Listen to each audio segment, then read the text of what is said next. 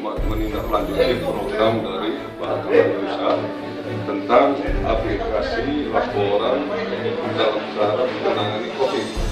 Terus di samping itu dari anggota Babin harus berkolaborasi sama-sama dengan relawan di desa yang sudah ditentukan oleh Pemda untuk mendampingi desa-desa dalam bentuk posko PPKM. Dengan posko PPKM nanti itu di mana anggota polisi yang berupa Babin tadi itu mengontrol, mendampingi di situ, ya seolah-olah ya bukanlah seolah-olah tadi Babin ini yang merupakan sumber.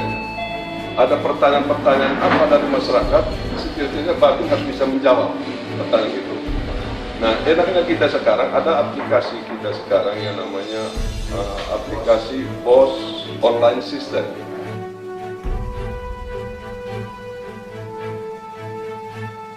Nah, aplikasi POS Online System versi 2 ini, kalau kita buka di situ, kalau kita tidak tahu itu aturan apa, tinggal klik di dalam situ ada semua undang-undangnya, aturannya di situ ada semua, sehingga tidak terlalu susah untuk memberikan penyuluhan atau apa. Kalau memang dari desa bilang, Pak, ini materi yang harus begini-begini, tinggal klik di situ, tinggal dia baca.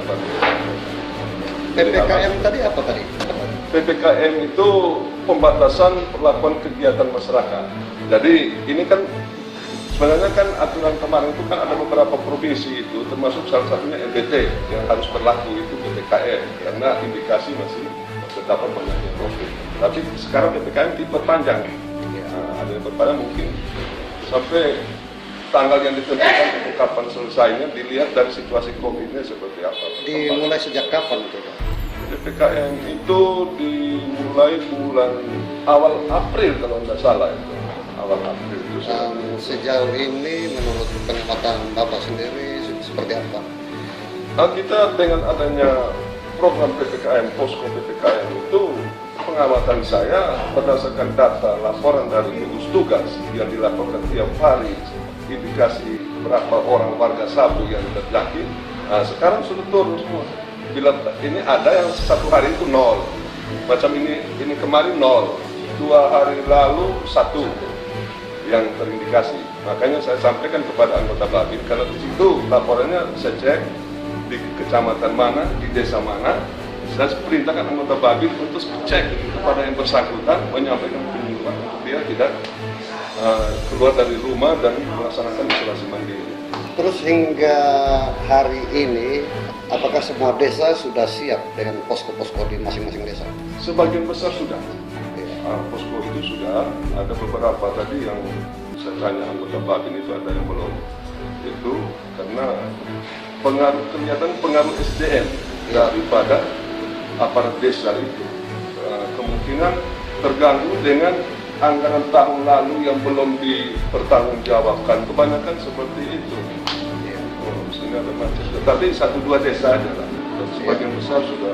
Karena walaupun karena dana yang 8%, walaupun mereka ada tunggakan kegiatan dari tahun kemarin, tapi tetap 8% itu tetap dimuncul untuk penanganan COVID ini. Skala prioritas. Iya. Jadi walaupun belum ada penetapan BPJS di desa, sudah bisa digunakan, dicairkan untuk mereka. Dicair untuk anggaran itunya, yang 8% untuk anggaran COVID. Pak Kasat Binmas, kita memberikan himbauan ke masyarakat luas di Kabupaten Saburai Jua terkait penanganan COVID yang sementara digalakkan. Untuk bulan ini dengan 2 bulan ke depan itu, saya selaku Kasat Binmas menyampaikan beberapa ultimatum kepada anggota Babin dalam hal penyuluhan itu prioritas ada 2 topik.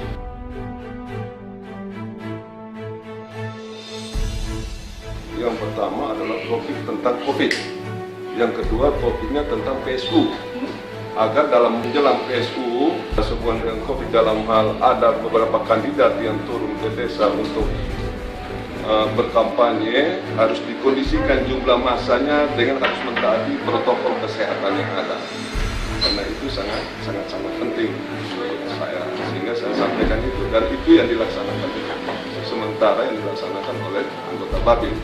Karena dilihat dari situasi dan kondisi apa saat ini di Kabupaten Saburai Jua. Nah kebetulan di Kabupaten Saburai Jua menjelang PSU, maka sampaikan pesan moral kepolisian itu kepada masyarakat untuk menjaga situasi Kamtibmas di desa. Ya, dalam penanganan COVID ini terhubung dengan PSU, di kemudian hari jika ada dari kandidat-kandidat yang akan mengikuti PSU mungkin melanggar prokes, kira-kira tindakan apa yang akan diambil oleh Polres? Artinya segala sesuatu itu setidak-tidaknya daripada kandidat, semua kandidat itu sudah ada MOU dengan KPU, aturan mainnya mereka sudah mengetahui. Nah, paling-paling pada saat itu nanti sepanjang kalau umpamanya ada hal-hal yang bertentangan dengan itu, kita komunikasi dengan gugus tugas, kan begitu. Gugus tugas kabupaten bisa menghimbaukan mereka. Kalau mereka masih tidak melaksanakan itu, terpaksa juga dengan Gakumdu yang bagian daripada acara dalam pelaksanaan dalam penegakan hukum dari pelaksanaan pesta demokrasi itu nanti kita sampaikan kepada mereka.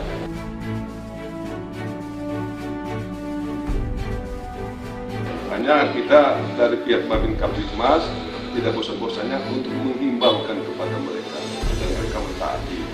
Saya juga sekalian memberikan himbauan kepada mereka yang sementara akan mengikuti PSU.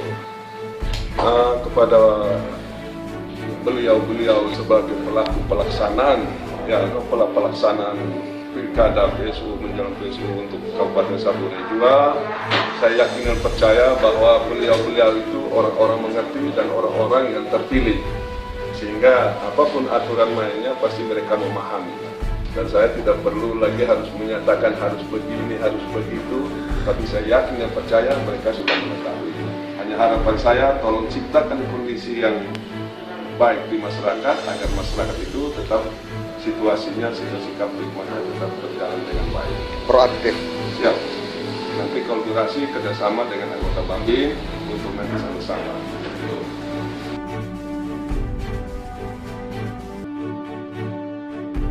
Kegiatan lain mungkin yang dipersiapkan sama Polres selain tadi untuk penanganan COVID, ada kegiatan-kegiatan lain seperti pembagian sembako. Untuk pembagian sembako, kebetulan yang secara terpusat itu sudah selesai dibagikan, tapi masih ada beberapa yang masih ada stok dari Polda itu. Contoh yang sekarang ini dari fungsi Sabara. Kebetulan ada pengawasan intern untuk satuan Sabara. Di samping itu pihak dari Polda ada membawa sedikit sembako untuk masyarakat yang mengalami bencana kemarin. Mungkin terpusat di desa Bijinalede. Setelah nanti ada pemeriksaan sedikit di ruang Sabara, beliau dari Polda dibantu dengan anggota Sabara dari Polres ini untuk sama-sama backup beliau ke lokasi yang telah ditentukan itu membagi sembako.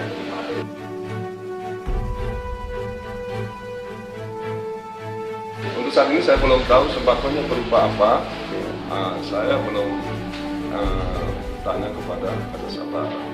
Tapi saya kemungkinan besar itu adalah ini barang sembako mungkin berupa barang atau super. Jadi sembako yang akan dibagikan ke masyarakat ini itu digalang dari mana tuh Pak?